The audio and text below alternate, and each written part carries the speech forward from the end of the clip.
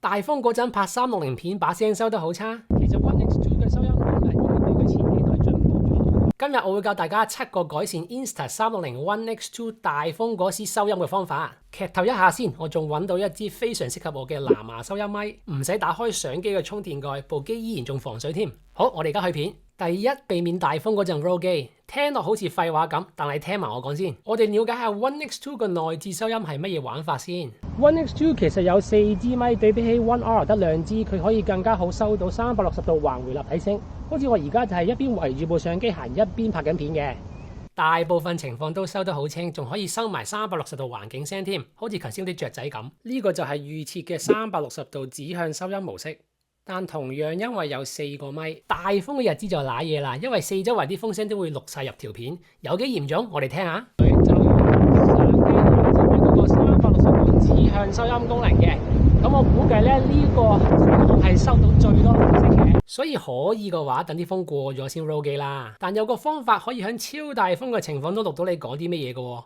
咁你迎面有超大風打喺我塊面度，大家可以睇下我身邊啲樹，就會見到有幾大風噶啦。最後嗰3點就會講到，而家我哋講一啲唔使錢又幫到手嘅方法先。By the way， 我係大男孩，專講360相機嘅。你睇緊嘅係 Insta360 One X2 新手教學嘅第6集，其餘幾集嘅連結喺下邊影片描述欄，有興趣之後撳埋落去睇埋啊。第2，打開降風噪立體聲模式。講點 set 之前，我哋聽下降風噪功能有冇用先啦。其實 One X2 嘅收音功能已經比佢前幾代進步咗好多噶啦。One X2 嘅收音功能已經比佢前幾代進步咗好多噶啦。除咗個減低風聲功能之外，仲加入咗360度指向性收音添，效果好似唔錯喎。聽多個 sample 先。Hello， 大家好，我係大男孩。呢個頻道係講360相機教學同埋器材嘅。開咗降風噪功能 ，AI 就會分析4支咪收到嘅聲，cut 咗啲風聲 ，keep 住把人聲，都真係幫到手。最少聽到我講啲乜。打開個方法好簡單嘅啫，畫面上面拉落嚟，走去第2頁，撳右上角呢一個 icon， 選擇降風噪立體聲，撳入去，搞掂。開咗呢個模式有冇副作用？而家就話埋俾你知。第3，冇事冇過唔好打開降風噪功能，原因有2個。一，開咗佢冇咗360度環迴收音效果，得翻立體聲。例如拍室內 VR 睇樓片嘅話，就唔應該用佢啦。第2，雖然降風噪模式會減低錄入風聲，但同樣會壓低埋把人聲，好似咁樣。開咗嗰個風聲減低功能，拍出嚟嘅效果係咪差好遠呢？咁啊，翻到屋企睇翻條片，我再比較俾大家睇下。把人聲細聲咗，好難聽得到。一係你拍片嗰陣講嘢大聲啲，一係咧就用我而家會講嗰個方法。第4，擺近啲部相機嚟影。如果拍片嗰陣唔方便大聲講嘢，試下將部相機放埋啲嚟影啊。你越近個咪，把聲就收得越大，咁樣大風嗰時候聽到你把聲嘅機會就高啲啦。睇下個比較先啦。我諗好多人用自拍棍都會將佢伸到最長，拉到最遠嚟影，咁樣雖然夠歪，但係同部相機距離遠咗就會犧牲個收音，收音會細聲咗好多嘅。如果將支棍收起2截，將部機拉近啲嚟影，收起把聲即刻大咗清咗啊！之後用手機 app 將個視覺校翻做 Tiny Planet， 其實都好夠歪噶。如果用原裝腳架棍，我會收起最頂嗰2截。唔夠 wide， 加個 keyframe， 跟住揀 Tiny Planet， 夠 wide 啦啩。就算喺360指向收音模式，拉近啲部相機都會令你把聲收得靚咗嘅。咁如果又大風，又唔方便大聲講嘢，又要拍大歪鏡嗰時點算好呢？得，嚟緊呢3個方法幫到手，但係要使少少錢咯。如果想繼續有教學片睇，記得俾翻個 like 去支持下我個 channel 喎。唔該晒。第5，加翻支外置拍片咪，呢個方法收出嚟嘅人聲係最靚嘅，但亦都係最煩。我哋聽下個比較效果先啦。其實 One X2 嘅收音效果已經比佢前3代改善咗好多。除咗有減低風聲功能之外呢，其實 One X2 個收音功能已經比佢前3代改善咗好多噶啦。除咗有減低風聲功能之外，仲加入咗360度指向性收音添。把人聲係咪好清呢？又少風聲。不過呢個 set up 好麻煩噶，我就係用呢些嘢去影噶啦。首先你要買個專用 cold shoe， 放喺相機同自拍棍中間，用嚟插支外置咪嘅。然後你又要買個 USB-C 去 3.5mm 咪插。嘿，我用 Android 手機送嗰條咪得咯。哦，唔好意思喎，唔用原裝嗰個係冇聲噶。掹走 One X2 嘅充電頭保護蓋，將咪插插落去，用咪線將佢2個駁埋一齊。點啊？麻煩呢。個 cold shoe 同埋咪插我都開咗箱，可以喺下邊影片描述欄揾到。呢個方法仲有2個大問題。第一，打開咗個充電蓋，即係部機唔再防水啦。咁啊，想部機繼續有得防水，最尾講嗰兩個方法就會啱你多啲。第二，用360模式支咪會入鏡，你睇下隻死貓幾得意，飛起咗嘅喎。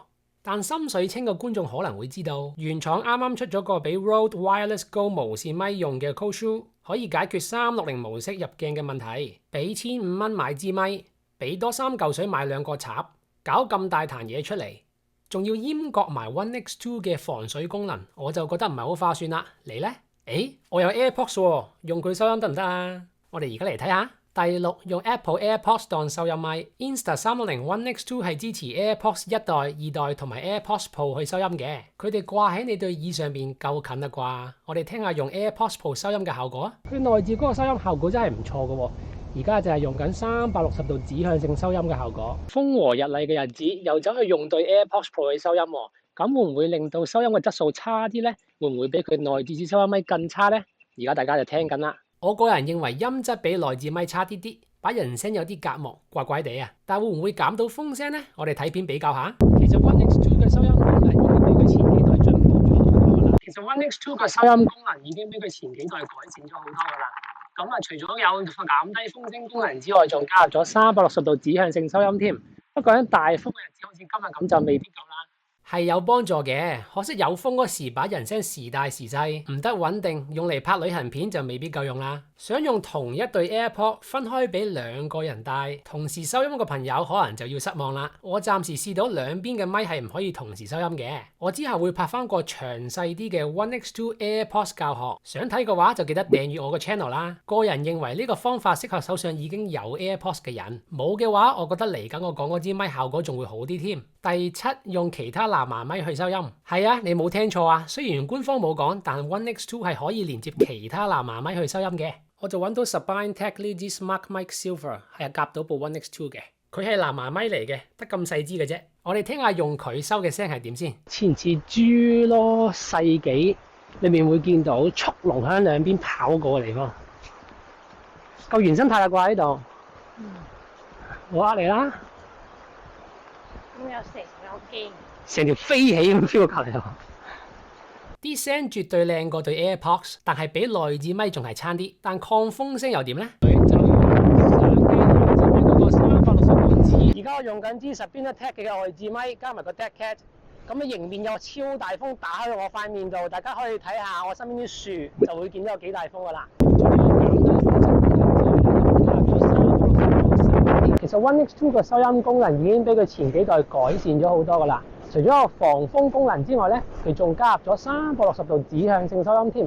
不過喺大風嘅日子，好似今日咁，淨係靠佢內置咪收音咧，就唔係好夠用啦。哇，差好遠！用埋佢跟機嗰隻 Dead Cat， 啲風聲真係少咗好多，同埋唔似對 AirPods 咁啲聲會時大時細，穩定好多。我哋再睇多個 sample 啊！離開咗瀑布嘅上游，我哋揀一條簡單啲嘅路去翻停車場，再落去下樓睇。得意喎，呢張凳啊！名啊！咩名啊？